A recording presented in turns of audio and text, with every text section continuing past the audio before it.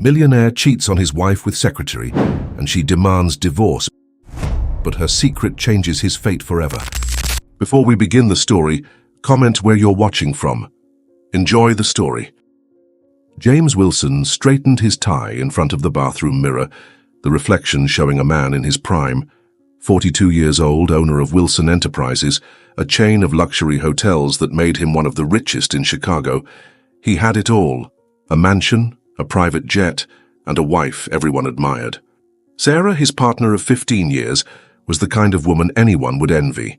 Sweet, patient, with a gaze that still carried the sparkle of when they first met in a simple coffee shop, she serving coffee, he dreaming big. But that glow no longer moved James. His heart was now beating for someone else. Ashley Bennett, his 28-year-old secretary, was a hurricane. In the office, she leaned over his desk with a smile that promised more than work, her blonde hair falling like a seductive curtain. "You deserve someone to match you, James," she whispered that night before he left, her voice laden with malice. He laughed, feeling his blood throb. The secret meetings with Ashley were the spice his life needed, something that Sarah, with her calm and predictable routine, could never offer. That night, the mansion was silent, a mausoleum of luxury where love seemed to have died little by little. James went up to his room early, grumbling about an exhausting day, before throwing himself on the bed. Sarah, restless, stayed in the living room, her thoughts spinning like a broken merry-go-round. At 39, she was still pretty, soft brown hair framing a gentle face, but the dark circles under her eyes showed months of poor sleep. James was different, distant, irritable, always making excuses, endless meetings, sudden trips. "It's the job," he'd say, and she wanted to believe it. She needed to believe it, but that suffocating feeling in her chest wouldn't let her sleep. She got up, her bare feet against the cold floor, and walked through the house like a ghost. As she passed James' office, she stopped. The door, which he always locked jealously, was ajar. A shiver ran down her spine. It was as if fate was calling her. She entered, her heart racing. The smell of his perfume permeated the air, and the dim light of the laptop on cut through the gloom. James had forgotten to turn it off when he ran into the bedroom. Sarah hesitated, her trembling hands hovering over the table. "Don't do it," she thought. But doubt, like a knife, cut deeper than reason. She moved the mouse, and the screen came to life. A message window was open. At the top, a name: Ashley Bennett. The world seemed to slow down. With a click, Sarah opened the conversation, and every word she read was a blow to the chest. "Good evening, boss. Loved dinner. You're so irresistible outside the office." The ground disappeared beneath his feet. "I can't wait for the next trip. Being so close to you drives me crazy." Her breathing faltered, the air caught in her throat. "You make me feel special, you know that. A man like you deserves more." And then the final message, a punch in the gut. "Are you home? I wish I could be there right now, taking your mind off this tiredness." Sarah put her hands to her mouth, stifling a hoarse moan. Hot tears flowed, blurring her vision. She staggered backwards, her body shaking as if the ground was going to swallow her up. "No, no, no," she repeated silently, her mind screaming what her heart refused to accept. He had betrayed her. To her face. She stumbled out of the office, her cries echoing low in the corridor. She reached the bedroom door and pushed it open slowly, the creak of the wood like a wail. There was James, asleep in the king-size bed, the expensive sheets covering half his body. He was breathing peacefully, his face serene as if the world were his, as if he hadn't just destroyed hers. Sarah stood there, paralyzed, staring at the man who had promised to love her forever. The betrayal burned, but his coldness burned more. He slept peacefully while she fell to pieces. How could you, she thought, her fists clenched. She wanted to scream, to throw the messages in his face, to tear him away from that selfish sleep, but the words died in her throat, choked by a knot of hurt and anger. She turned around, her legs shaking, grabbed his cell phone and ran to the bathroom. She locked the door and slid to the floor, the tile cold against her skin. There, alone, she collapsed. She cried with her face in her hands, her sobs tearing through the silence of the night. She felt like nothing, humiliated, betrayed, discarded in her own home, which she had filled with love while he left her for someone else. Between her tears, She tried to unlock her cell phone to check her messages, and there a cutting certainty was born. "You'll see, James," she whispered to herself, her voice hoarse with pain. "You'll see who I am." She didn't know how, but that night marked the end of one Sarah and the beginning of another. Something inside her had changed forever. As she wiped her face, a noise came from the bedroom. James was waking up. The sound of James' footsteps echoed down the corridor like the thunder that precedes a storm. Sarah, curled up on the bathroom floor, felt her heart racing, a drumbeat against her ribs. The lock on the door seemed too fragile to protect her from what was to come. She wiped her face with trembling hands. The tears mixed with the mucus of a cry that seemed to have no end. The mirror in front of her reflected a broken woman, her eyes red, her hair disheveled, her soul exposed like an open wound. "How did I get here?" she thought, her inner voice a hoarse whisper of despair. The doorknob turned slowly. His voice cut through the silence. "Sarah, what's going on? Why did you lock the door?" His tone was impatient, heavy with sleep, as if she were an inconvenience in his evening. She stood up on wobbly legs, leaning on the sink to keep from collapsing. "He doesn't deserve to see me like this," she decided, swallowing the sob that rose in her throat. She opened the door with a sudden jerk, her eyes flashing between pain and an anger that was beginning to rise from the ashes of her broken heart. James was standing there barefoot, his pajama shirt wrinkled, his hair messy. He stared at her, frowning. "What's all this drama now? What are you crying about?" His indifference was a slap in the face, crueler than any words. Sarah gripped his cell phone tightly, her fingers white from squeezing, and raised it like a weapon. "Ashley Bennett." "Who is she, James?" Her voice came out low, but loaded with a venom she didn't even know she possessed. He blinked, his face hardening for a moment before opening into a debauched smile. "You went through my cell phone? Really, Sarah? That's low." He crossed his arms, his body relaxed, as if it were a joke. "It's just the secretary. I work. You're seeing things where there aren't any." The lie dripped from his mouth like poisoned honey, and each syllable was a nail in the coffin of the love she had once felt. Let's play a trick on those who only read the comments. Type liar in the comments. Only those who have made it this far will understand. Now, let's get back to the story. Sarah trembled, her cell phone still in her hand, the screen off, but Ashley's words burning into her memory. "Work? Dinner? Travel? Make me feel special." She threw the sentences in his face, each one a muffled scream that he pretended not to hear. "Do you think I'm an idiot, James? 15 years thrown away by some secretary." The crying came again, but now mixed with a fury that made her want to rip his mask off with her bare hands. James stepped forward, his eyes cold as ice. "Stop this show, Sarah. It's late. I'm tired. If you want to make up stories, that's your problem." He turned away, as if she wasn't worth another minute of his time, and went back into the bedroom. His arrogance hit her like a punch in the stomach. Tired? She thought, her chest burning. Tired after having dinner with her? Laughing with her, while I waited here for you like a fool? Something snapped inside her. A rope stretched too far that finally snapped. "No," she said out loud, stopping James midway. He turned around, annoyed. "What?" Sarah took a deep breath, the air cutting through her lungs like blades. "It's over, James. I want a divorce."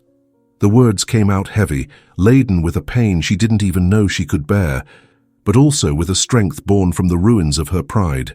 He laughed, a cruel sound that echoed off the walls. "Divorce? You're kidding, right? What are you going to do without me, Sarah? Go back to serving coffee?" The humiliation was deliberate, every word a whip against her skin. But instead of bending her, his venom lifted her. She straightened her back, her eyes watery but firm. "You'll see," she replied, her voice a thread of steel. "You'll see what I'm capable of." Without saying another word, she walked past him, her shoulder brushing against his like a silent goodbye. She climbed the stairs to the closet, picked up a small suitcase and threw some clothes in with trembling hands. James stood in the doorway, watching, a debauched smile still on his face. "Are you really leaving? Good luck, Sarah. Come running back when you realize you're nobody without me." She didn't reply. Every item of clothing in her suitcase was a farewell, every zipper a cut in the cord that bound her to it. Minutes later, she was on the street, the cold Chicago air biting at her skin.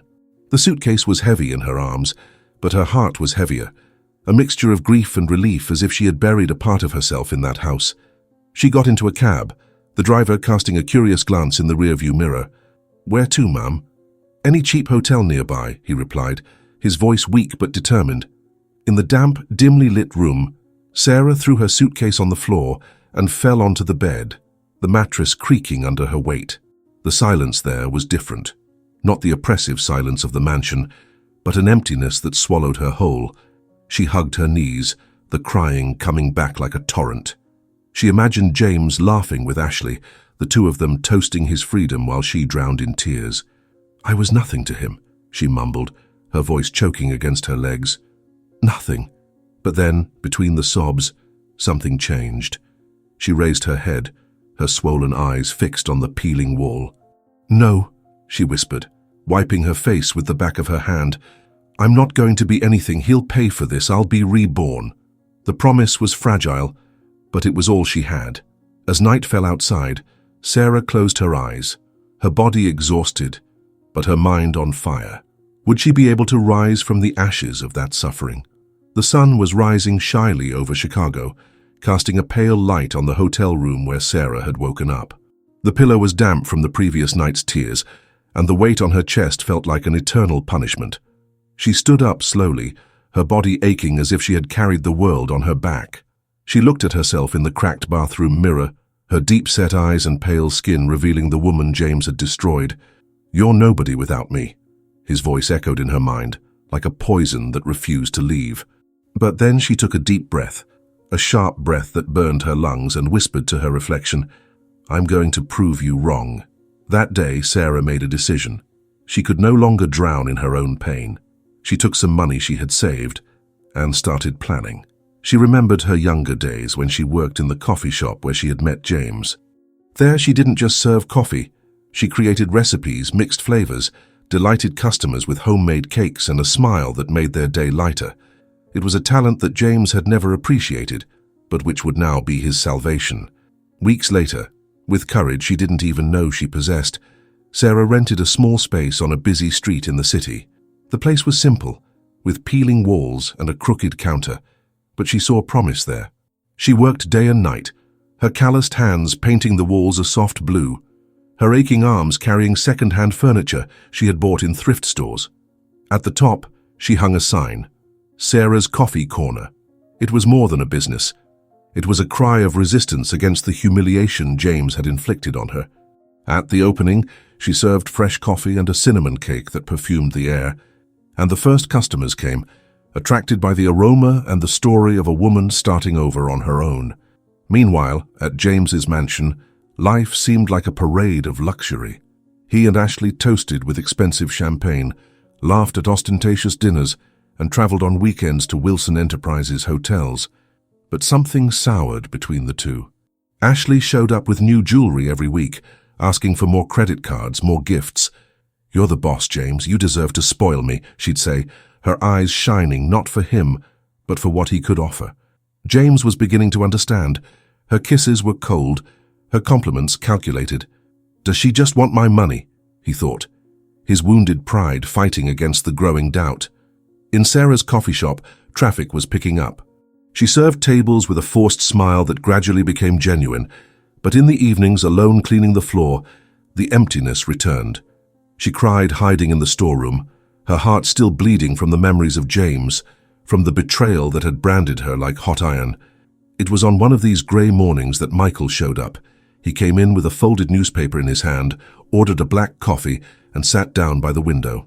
He was an ordinary man in his 30s, with tousled brown hair and gentle eyes that seemed to see beyond her facade. Day after day, Michael returned. He didn't talk much, but he complimented the coffee with a sincerity that warmed Sarah's chest. "You have a gift," he said once, pointing to the lemon cake she had made. She laughed, a weak but genuine sound, the first in months. He didn't force anything. He didn't ask for anything. He was just there, a calm presence amidst the chaos of her life. One morning, while cleaning the counter, Sarah saw him helping an elderly woman carry bags to the bus stop across the street. "Who is that man?" she asked herself, her heart giving a leap she hadn't expected. Sarah's business was growing, timidly but steadily. Loyal customers told friends about the cozy cafe, and the owner with the skilled hands, who seemed to carry a sad story in her eyes. She saved every dollar she earned, dreaming of a bigger oven, perhaps a second store. But the pain was still with her, a shadow that whispered in the quiet moments, "He threw you away." One night, while locking the door of the coffee shop, Sarah looked up at the starry sky and let a tear escape. "I'll make it," she promised herself, her voice shaky but determined. On the other side of town, James was returning from another expensive dinner with Ashley. In the car, she talked non-stop about a designer handbag she had to have. He listened to her in silence, his gaze lost in the window. For the first time, he felt an emptiness that money couldn't fill. Then the driver stopped at a sign, and James happened to see a simple billboard, "Sarah's Coffee Corner, where heart meets taste." The name Sarah's Coffee Corner flashed in James's eyes like a ghost from the past. He was in the back seat of the car, Ashley beside him talking non-stop, but her words were lost in the air. "Sarah's," he muttered, his heart taking a leap he hadn't expected. Could it be hers? No, it didn't make sense. Sarah, the woman he had humiliated, who had left home with nothing but a suitcase, would have no way of opening a business. It must be a coincidence, he thought, rubbing his tired eyes. But the seed of doubt had already been planted, and he couldn't uproot it. That night, the mansion looked like an empty stage. Ashley got out of the car, clacking her heels on the floor, complaining that he was too distracted, and went straight to the bedroom. James stayed in the garage, the engine still hot, his hands gripping the steering wheel as if it were the last thing keeping him upright. His life was falling apart. A few months had passed. His hotels, once symbols of power, were now accumulating debts. Risky investments made to please Ashley with promises of wealth had turned to dust. In the office, he was shouting at employees who could no longer save him, sweat dripping as he watched million-dollar contracts slip through his fingers. Ashley didn't care. She came home with designer bags, her arms full of packages that he paid for without even looking at the invoices. "You're the best, James," she said, her smile too sweet to be true. But something about her gestures bothered him, the way she held her cell phone, the muffled giggles as she typed. One evening, while she was humming in the bath, James gave in to his suspicion. He picked up her phone, his heart pounding in his chest. The password, his birthday, was an ironic reminder of how much she depended on him. The screen revealed what he feared. "He's sinking, but he'll keep me for a while," she had written to a certain Ryan. "I'll meet you tomorrow, my love, he's blind." The device fell out of James's hands, the floor spinning beneath his feet. Ashley had betrayed him. All the luxury, the nights with her, the sacrifice of marriage to Sarah, all for a woman who laughed at him behind his back while she gave herself to someone else. Anger consumed him, a flame that burned away what little remained of his pride. The next morning he confronted her. Ashley was in the living room, twirling around in a red dress that had cost a fortune, the fabric shimmering like the blood he felt pulsing through his veins. "Who's Ryan?" he asked, his voice deep, his fists clenched. She froze for a moment, her eyes wide, but then let out a sharp laugh. "Ryan? A friend, James. Are you getting paranoid?" She tried to move closer, her arms open like a trap, but he pushed her away. "I saw everything, Ashley. You're using me while you sleep with him." She laughed even harder, the sound echoing like debauchery. "So what? Did you think I loved you? You were the ticket to my future, James, but look at you now. A failure. I'll take whoever gives me the most." Her cruelty left him breathless, his face red with shame and fury. Ashley picked up her bag, cast one last contemptuous glance at him, and left, the sound of her heels disappearing into the street. James was left alone, the silence of the mansion suffocating him like a noose around his neck. In just a few months, his life had turned into a nightmare. That same day, driven by an impulse he didn't understand, James got in his car and drove to the address of the billboard. The street was full, the traffic slow, and he parked a few meters from the small cafe. Through the window, he saw a brown-haired woman moving between the tables, her blue apron stained with flour. His heart stopped. It was her, Sarah, laughing with customers, serving coffee, alive in a way he had never seen her in years. Sarah's coffee corner was hers, and the truth hit him like a thunderbolt. She had not only survived, but flourished while he sank. Sarah's coffee shop was coming to life. The space, once an empty corner, now overflowed with sweet aromas and lively conversations. She ran between the tables, sweat dripping down her forehead, but her eyes shone with a pride that James's betrayal had failed to erase. Michael appeared as usual, with a handwritten dedication, "To the strongest woman I know." He left the gift on the counter and smiled, a simple gesture that made her chest ache in a good way. Customers called her the star of the neighborhood, and she treasured every compliment. James stood in the car, his eyes fixed on Sarah. There she was, rising from the ashes he had left behind. He reached for a bottle of whiskey he kept in the glove compartment, the liquid burning his throat as he drowned his anger and guilt. "I threw it away," he muttered, his voice breaking. For the first time, he felt the emptiness of the choice he had made, a loneliness that money would never fill. Would he try to come back to her, begging for a forgiveness he knew he didn't deserve? Days later, James's life was an empty echo. He moved out of the mansion and into a modest apartment on the outskirts of Chicago, the luxury replaced by thin walls and noisy neighbors. Sitting on the sofa with a bottle of cheap booze by his side, he turned on the TV to escape his thoughts. But fate had other plans. The channel was showing a local report. From housewife to entrepreneur, Sarah's inspiring story. The camera panned to her face, illuminated by a confidence he had never seen before. "I started from scratch," Sarah said, her voice firm as she pointed to the interior of Sarah's coffee corner, now expanded with new tables and a display case full of colorful sweets. "I wanted to prove that I can be more than I was told I was." The reporter praised her determination, and James's eyes went wide, the cup slipping from his hand and crashing to the floor. "How?" he muttered, his heart racing. How did she do it so quickly? An obsession took hold of him. He needed to understand how Sarah, the woman he had discarded, had become such a success while he rotted in his own misery. Meanwhile, in the heart of the city, Sarah was living a new reality. The cafe was thriving, but there was more. One quiet evening, after closing the doors of the business, she called Michael for a chat. She already trusted him a lot. He had always been there for her in the most difficult moments of the last year.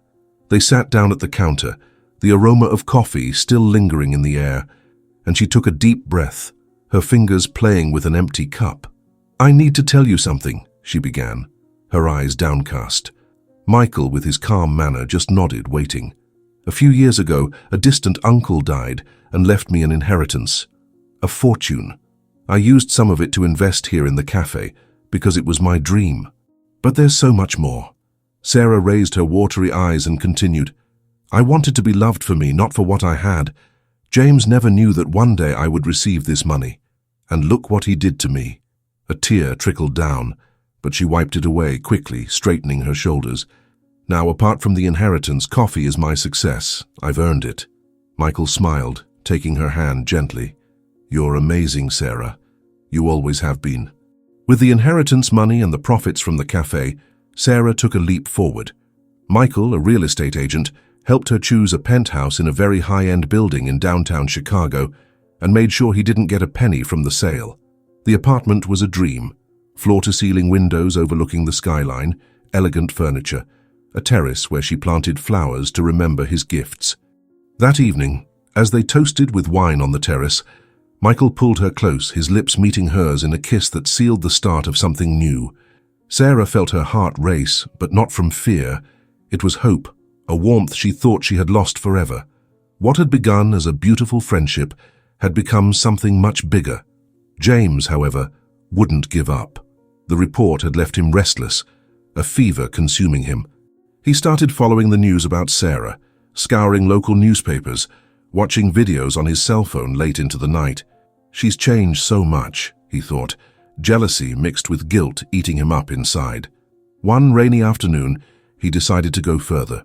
He took the car and drove to the address he had discovered following her after she left the coffee shop, the luxury building where Sarah now lived. He hid in a nearby alley, the rain soaking his thin coat, and waited. Then he saw her descending gracefully in her new car, her simple but elegant dress emphasizing her new posture. Michael was beside her, carrying a shopping bag and laughing at something she had said. They entered the building together, his arm brushing hers with an intimacy that made James clench his fists.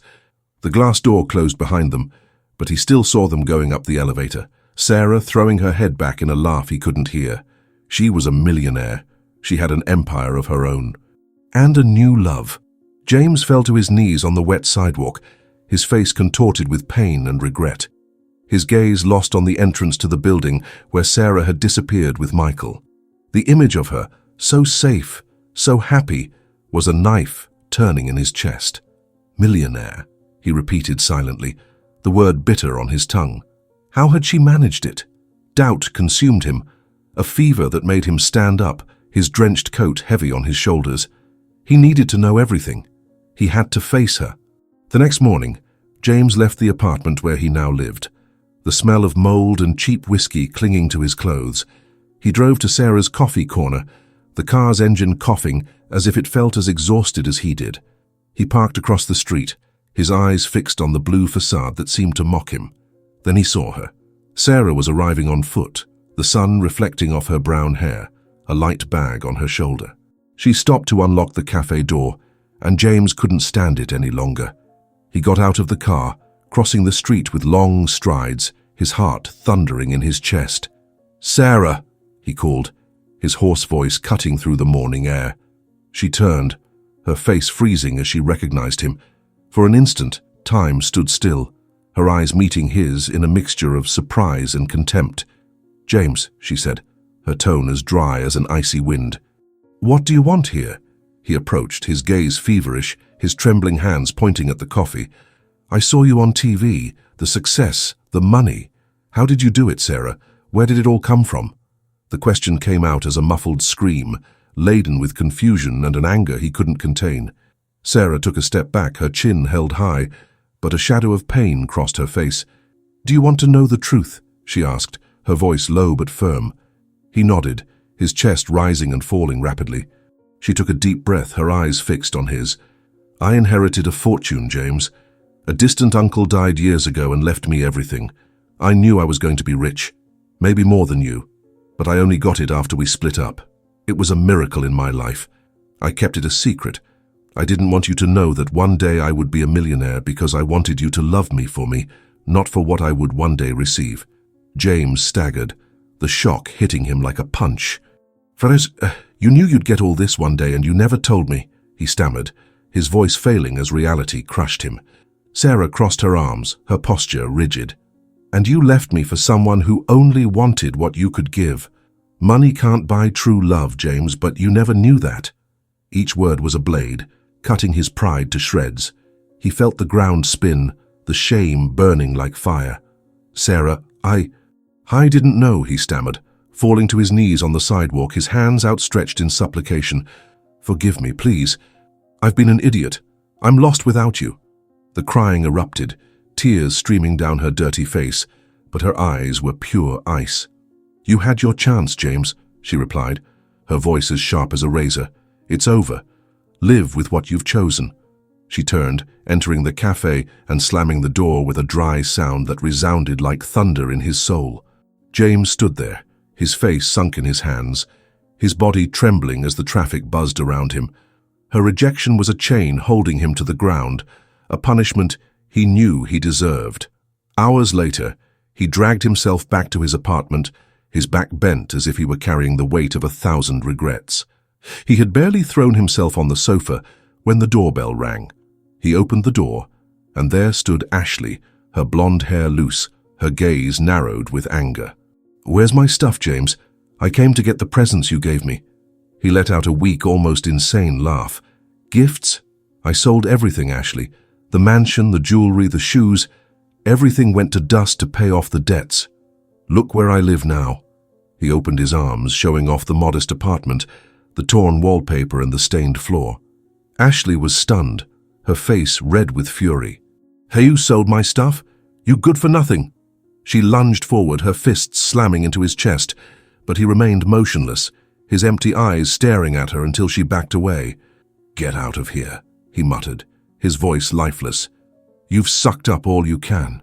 Ashley stamped her feet, cursing loudly as she descended the stairs, but the sound barely reached him. James collapsed on the floor, his body exhausted, his mind spinning with Sarah's voice. She had rejected him. Ashley had abandoned him.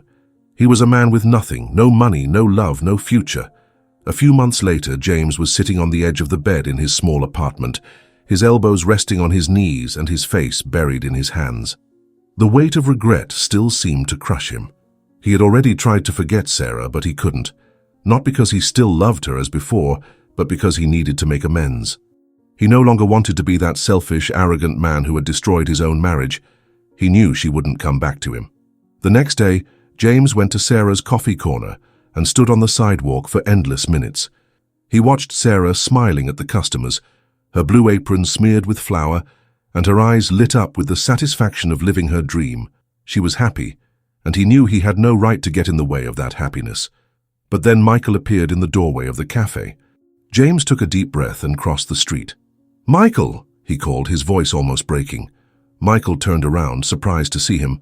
"What are you doing here?" I just want to apologize. I know I'll never be able to fix what I've done, but..." His voice faltered, his voice wavered. "I'm trying to change." Michael was silent for a moment, analyzing James. "I don't know if you deserve another chance," he said seriously, "but I'll talk to Sarah." That evening, Sarah received a note. "I know I don't deserve anything from you, but I need to tell you how sorry I am for everything I've done. If you can hear me, I'll be waiting outside your cafe at 6 o'clock. James." Sarah read the note several times. Deep down, she knew that James never left her mind, not out of love, but out of unresolved hurt.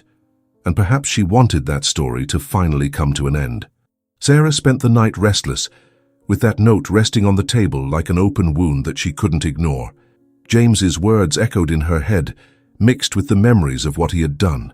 The sound of his cold laughter when she announced that she wanted a divorce still throbbed in her memory.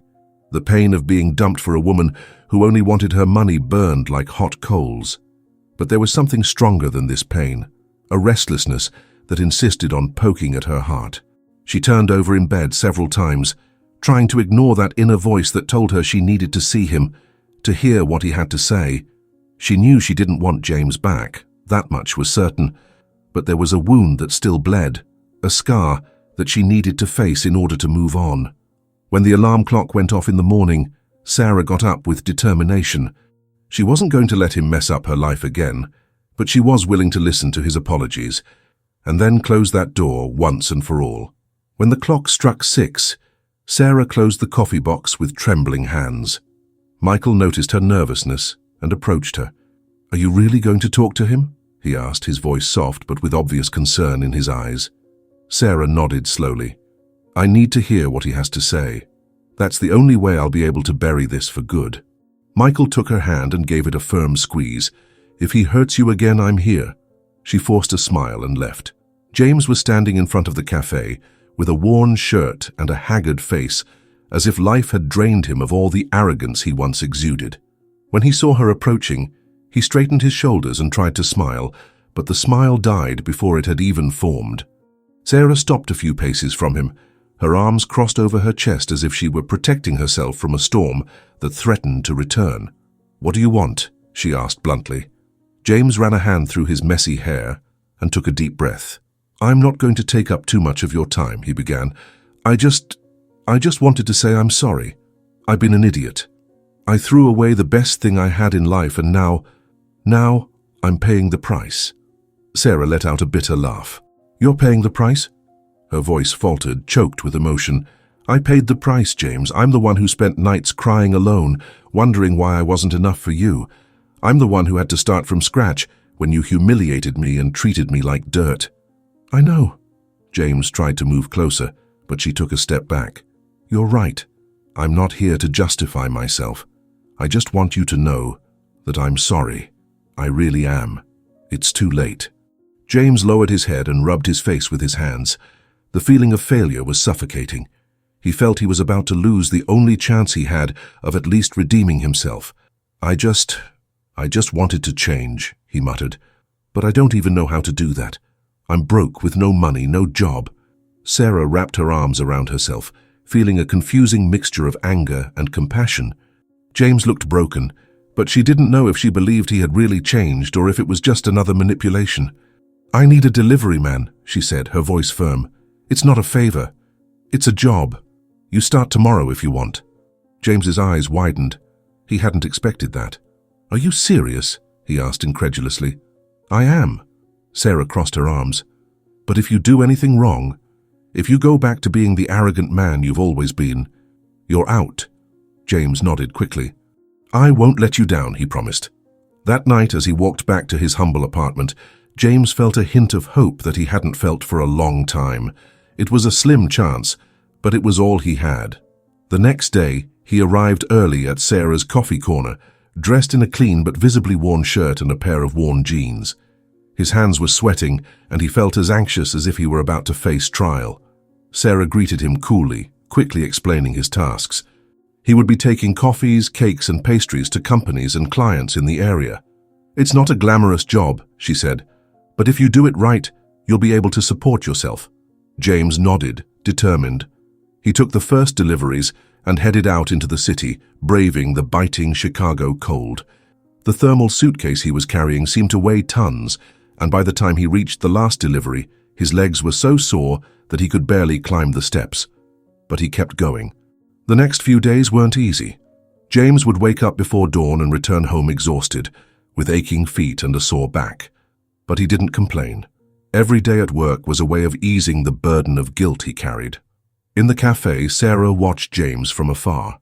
She could see the sweat dripping down his face when he returned from his deliveries, the effort he made to be polite to his customers, and the way he avoided any kind of forced closeness with her. He was different. Then something surprising happened.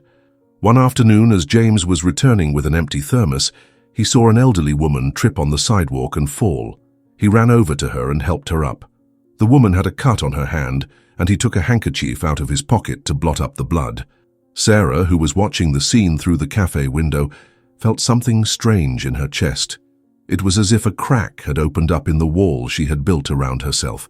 She quickly pushed the thought away. James was still the man who had destroyed her. Nothing would change that. The days turned into weeks, and James maintained his humble posture. He didn't try to get any closer to Sarah than necessary. He respected her space and devoted himself to his work. Sarah began to be bothered by this. She didn't know why, but something inside her wanted him to try. She wanted him to insist, to show that he still cared, even if she was never going to take him back. One evening, as Sarah closed the cafe, she found James sitting on the sidewalk, his head down and his gaze lost. She approached him hesitantly. "Are you all right?" she asked, more on impulse than out of desire. James looked up, surprised. "Yeah, just tired," he replied with a weak smile. "But it's worth it." Sarah couldn't help but be curious. "Why did you take this job? Isn't it humiliating for you?" James took a deep breath, looking down at the floor. "I took it because I had no other choice, and because I needed to prove to myself that I can be someone better. I've lost everything, Sarah, but you're still standing. And if you manage to get back on your feet after what I did to you, maybe I can too." Sarah remained silent, his words echoing inside her. She turned and walked away without saying another word, but for the first time, she felt that maybe James was really changing. That night, as she lay in bed, Sarah found herself thinking about James. Not the arrogant man who had betrayed her, but the tired man who struggled every day to become someone better. For weeks, she had watched James working hard on deliveries, enduring the biting Chicago cold, and returning to the cafe always exhausted but never complaining. He was no longer the arrogant man who believed he was above everyone else. He was different, more humble, more willing, almost unrecognizable. She had spent so long protecting herself from any feelings towards him that she now felt uncomfortable. Every time he came back from the streets with an empty cooler bag, tired eyes, and a body sagging with exhaustion, Sarah wondered if he was really trying to change or just putting on an act of forced repentance. But day after day he stood his ground. He didn't try to get close to her. He didn't beg for forgiveness or try to justify what he had done. He simply worked. When she decided to open a new branch of Sarah's coffee corner in a nearby neighborhood, she thought long and hard before offering him the position of manager. He knew James had the talent for it. He had always been a good manager. After all, he had run a chain of luxury hotels before losing himself in his own arrogance and allowing greed and betrayal to ruin his life. That evening, after closing the cafe, he called James in for a chat. He was cleaning up outside, sweeping up the dry leaves that had accumulated on the sidewalk. When Sarah said she needed to talk to him, he immediately put down the broom, his eyes attentive, almost suspicious. "You've been doing a good job," Sarah began, trying to keep her tone professional. "I know your life isn't easy, but you've been working hard." James took a deep breath, his shoulders relaxing a little. "I'm just trying to do things right this time," he replied. Sarah nodded slowly. As much as she was reluctant to admit it, she believed in his sincerity. "I'm opening a new branch in the northern part of the city," she continued, "and I need someone to manage the unit." James blinked, surprised. "You're saying—" "I want to offer you this position," Sarah interrupted, crossing her arms as if trying to protect herself from what she was feeling.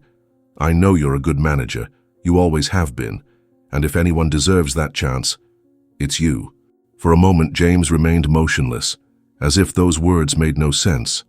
When he finally managed to react, he shook his head in disbelief. "Sarah, after everything I've done, can you still trust me?" "It's not trust," she replied quickly.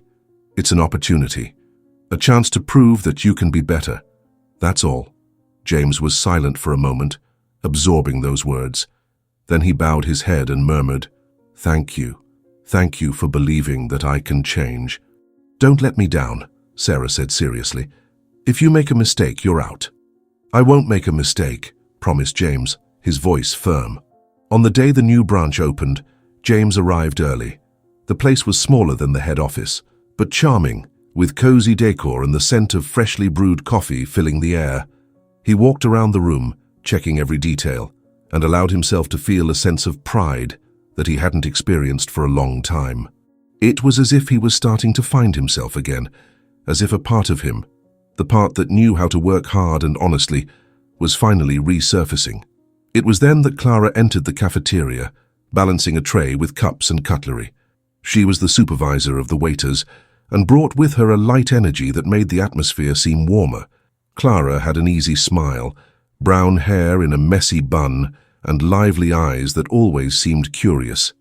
"So, you're the new boss?" she joked as she approached. James smiled sideways. "I guess so. I hope you're not one of those people who just tells people what to do and doesn't get their hands dirty," teased Clara, laughing. "Don't worry," he replied.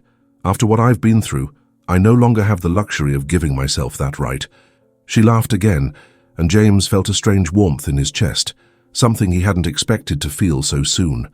Over the next few days, it became easier and easier for the two of them to get along. Clara was witty, liked to tell funny stories, and had the gift of making any conversation light. During breaks, when the cafeteria was quieter, they would talk about old movies, songs they liked, and places they dreamed of visiting.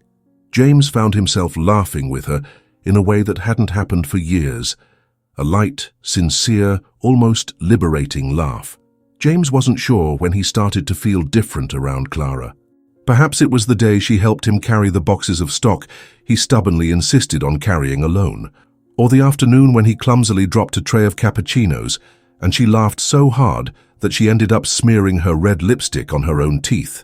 Or perhaps it was in those casual conversations where she talked about her dreams, her travels, and her passion for cooking that he began to realize that Clara had a lightness of her own, a lightness that contrasted with the constant weight he carried on his shoulders.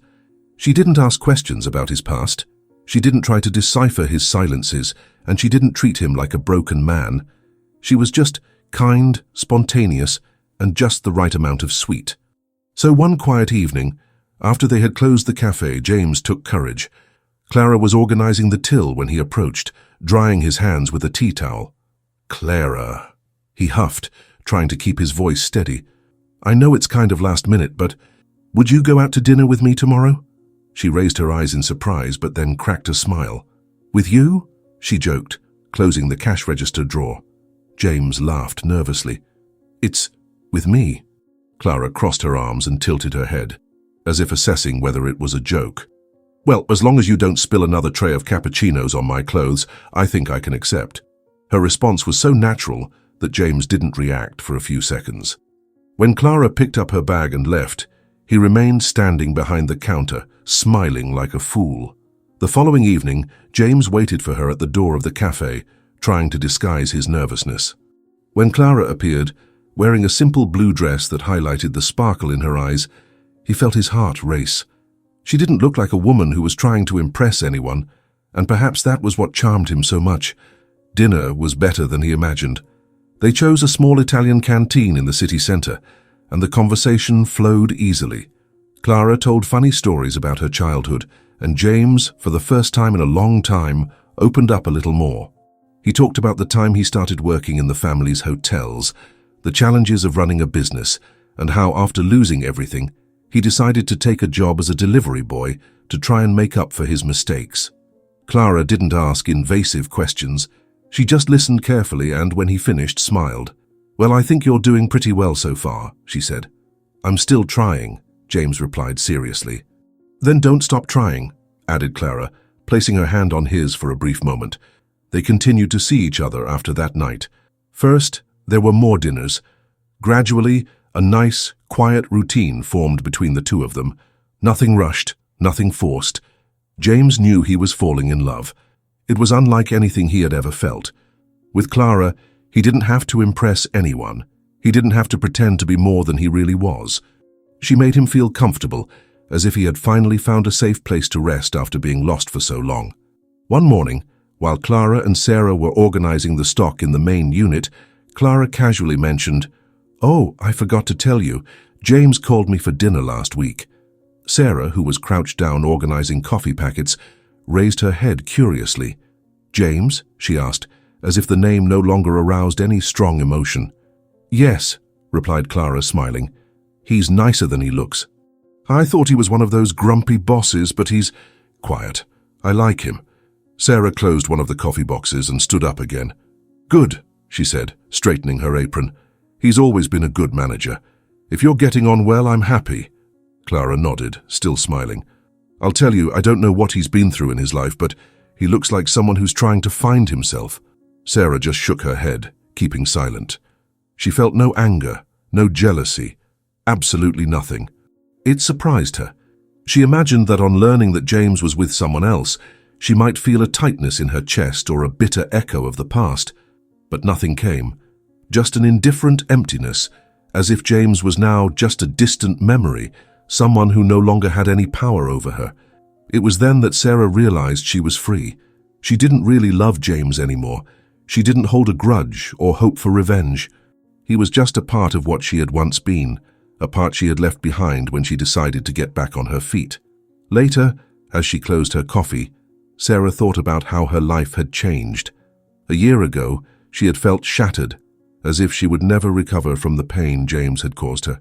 Now there she was, at peace with a thriving business, loyal friends, and a promising future alongside Michael. She walked home with a slight smile on her lips. James was going his way, and she was going hers. And that was enough. Time had passed like a breath, but every minute had been marked by sweat, effort, and choices that changed destinies.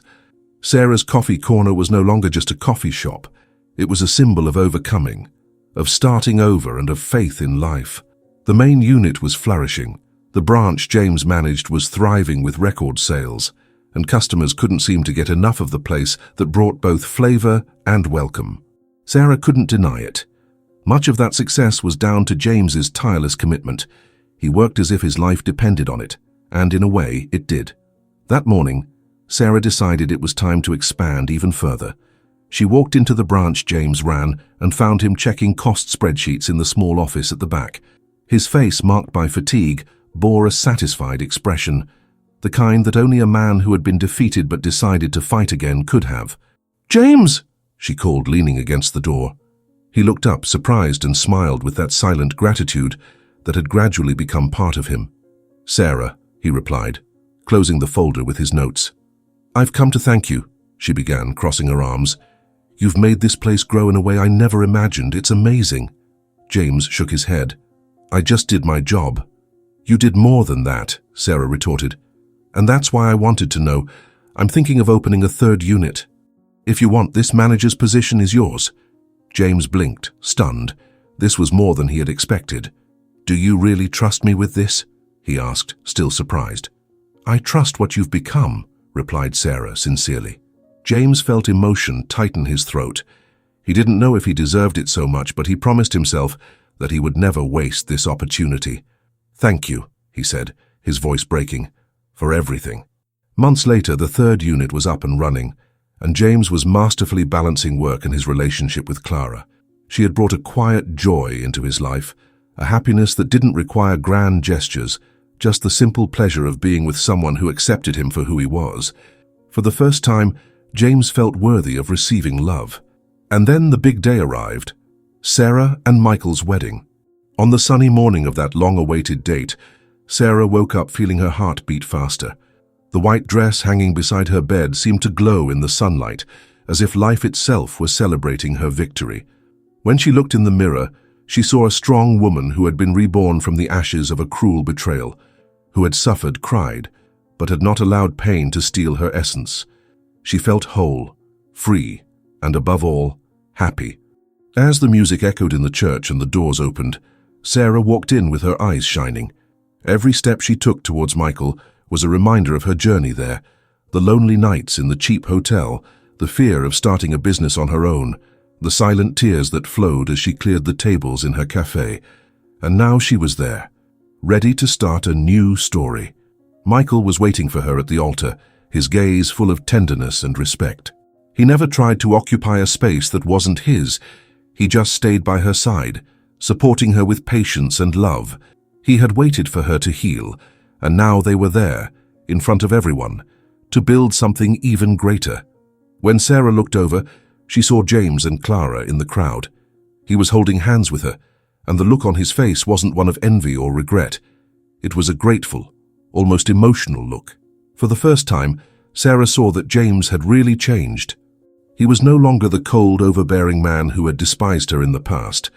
He was someone who had been broken, lost, and with effort, rebuilt. As Sarah left the church hand in hand with Michael, she found James and Clara among the guests. James made a discreet gesture with his head, a kind of silent thank you. Sarah smiled back, and in that instant realized that the cycle had finally closed. There was no more pain, hurt, or resentment. James had found a new path, and somehow so had she. Later at the reception, James approached her when Michael went to greet some friends. "I couldn't let this evening pass without telling you something," James began, his voice shaking. "I don't know if I'll ever be able to pay for what I did to you, but if there's anything good in the person I've become, it's because you believed I could change." "I didn't do it for you," Sarah replied softly. "I did it because I refused to carry a grudge in my heart." James bowed his head, touched. "Thank you all the same." "Take care of Clara," she said, smiling. "She seems to be good to you." "She's everything I didn't know I needed," James admitted. Sarah laughed, and James laughed along, like two old friends who had finally found peace. That night, while the guests danced and toasted to the couple's happiness, James and Clara went home together. She leaned her head on his shoulder and sighed. "Are you happy?" she asked. James looked up at the dark, starry sky, something inside him finally at peace. "I'm home," he replied, and for the first time in a long time, he knew he was telling the truth. Meanwhile, Sarah and Michael were dancing under the soft lights of the reception. Sarah leaned her head against his chest, listening to his heart beat strong and steady. For the first time in years, she felt complete, not because she had found someone to heal her, but because she had found the strength to heal herself. The suffering that had almost destroyed her had become the bridge that had brought her to this moment. And remembering what she had experienced, Sarah felt that even the tears of the past had been worth it. She looked up at the sky, and for a moment thought that the stars were shining brighter that night, as if fate was applauding her for never giving up on herself. Because in the end, Sarah didn't just survive, she won. And now I want to hear from you. What did you think of Sarah's attitude? Do you think she was right to give James another chance to get back on his feet, even after everything he'd done? Or do you think she should have let him sink and pay for what he did alone? Comment down here what you would do if you were in her shoes. Oh, and don't forget to like the video and subscribe to the channel to support our exciting stories. Take the opportunity to watch this other story that's appearing on your screen right now. I guarantee you'll be surprised.